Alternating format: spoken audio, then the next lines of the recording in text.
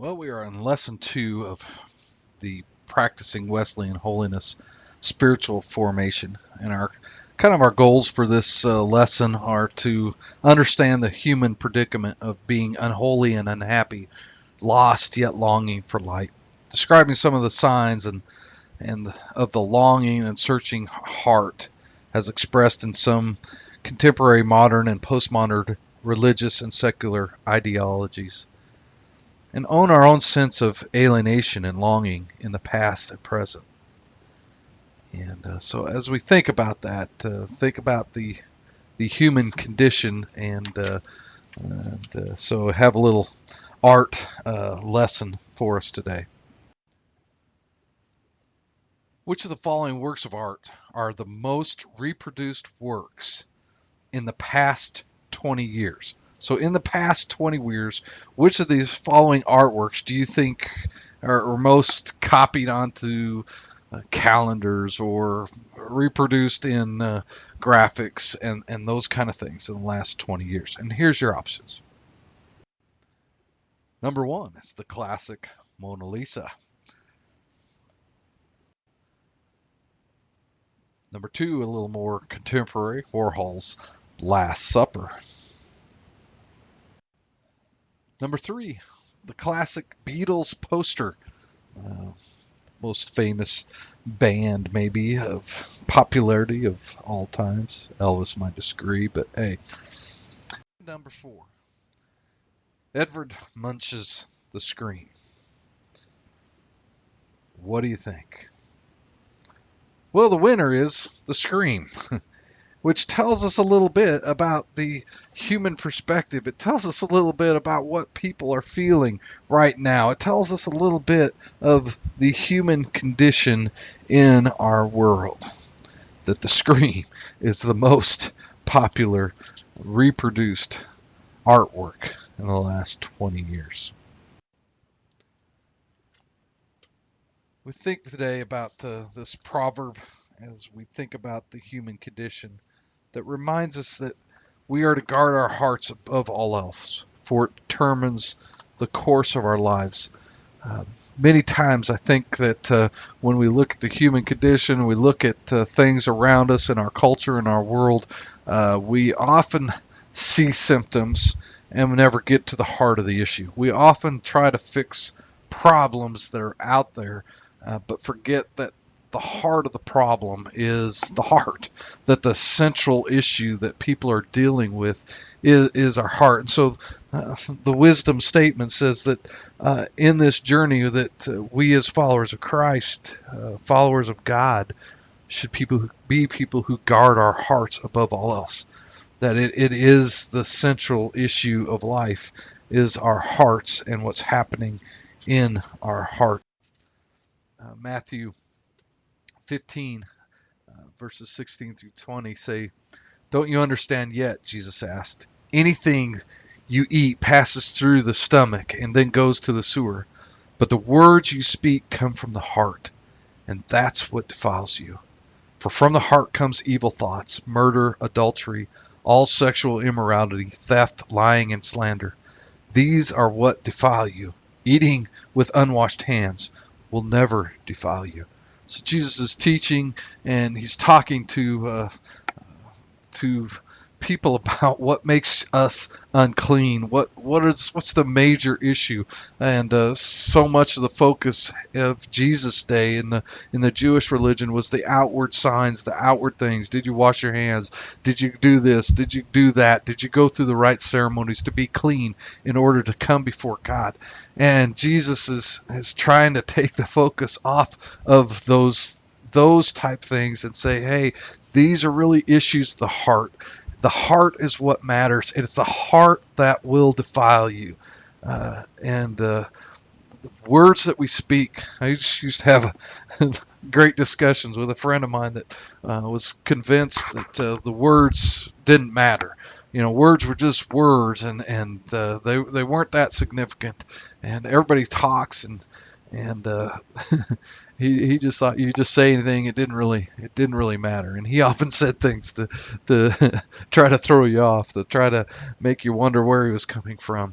But I always said, no, your words are what you have. Your words are how you communicate. The words are how you make a difference in people's lives. Words matter, and as Jesus says, words reflect who we are in our hearts. It's the words that show what's in us and what's in our hearts. And we're reminded that from this passage that all that's evil in our thoughts, murder, adultery, all sexual immorality, theft, lying, slander, all these come from our heart. The prophet Jeremiah said that above all else, the heart is deceitful. It's deceitful above anything else. And who could even know how bad it is, how deceitful it is? We have to look and understand our own hearts and understand that this is what everybody that we're dealing with is dealing with. They're dealing with a heart that is evil. They're dealing with a heart that's full of adultery and sexual immorality, lying and thieving and slandering. That's the human heart left to itself.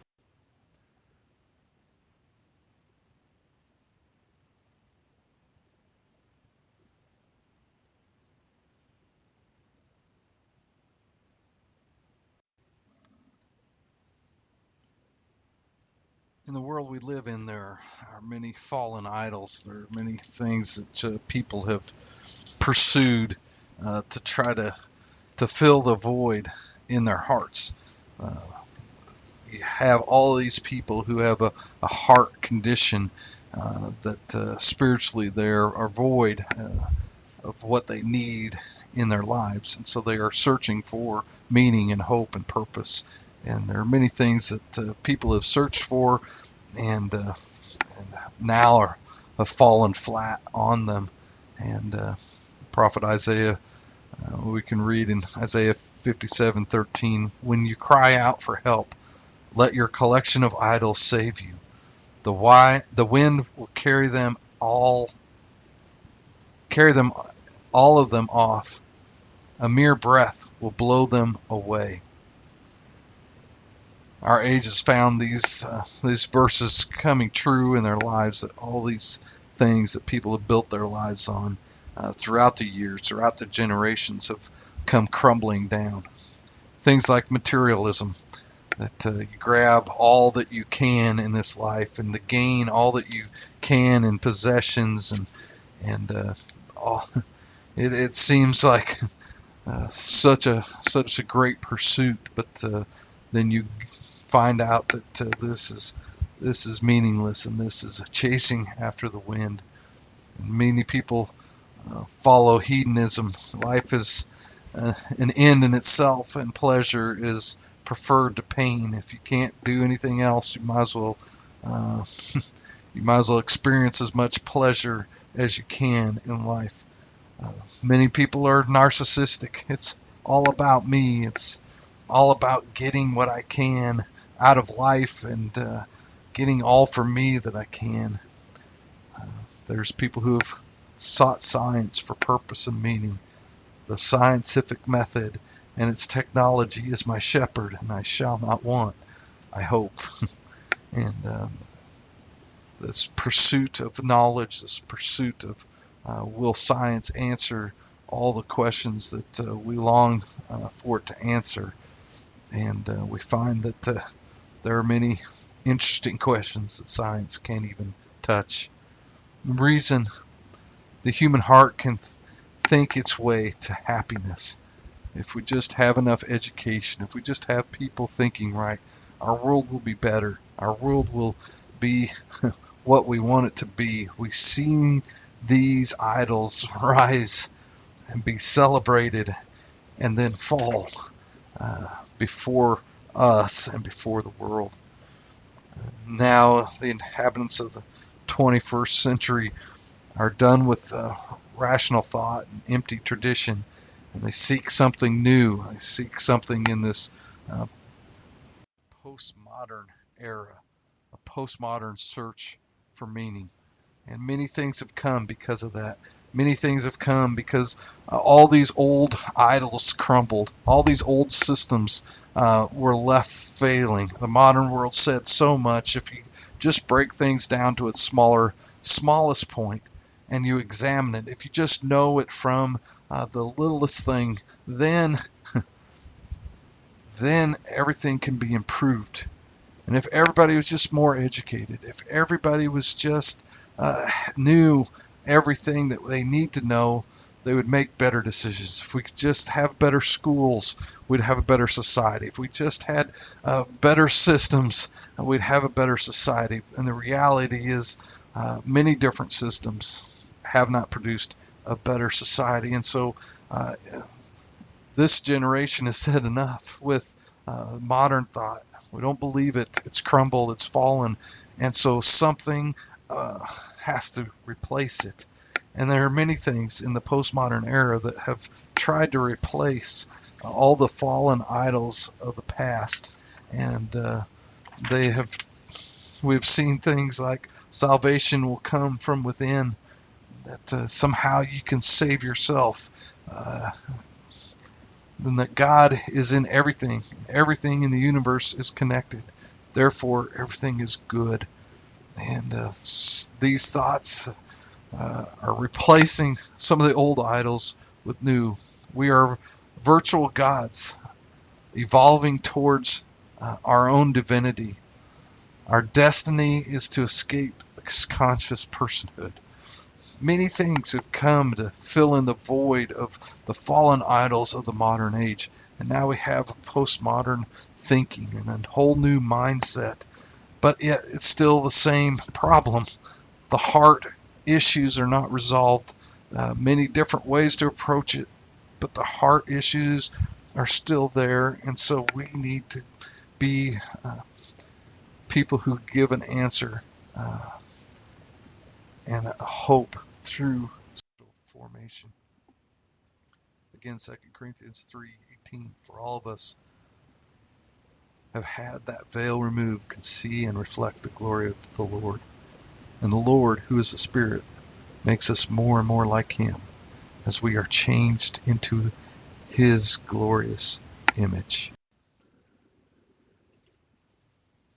For this section, I want you to just reflect for a couple minutes and write down. It's kind of a journal prompt, a journal paper. Who needs transformation anyway? Is there a need for people to be transformed? And why is there a need for people to be transformed? What's the purpose and what's the need of transformation in our culture and our society today?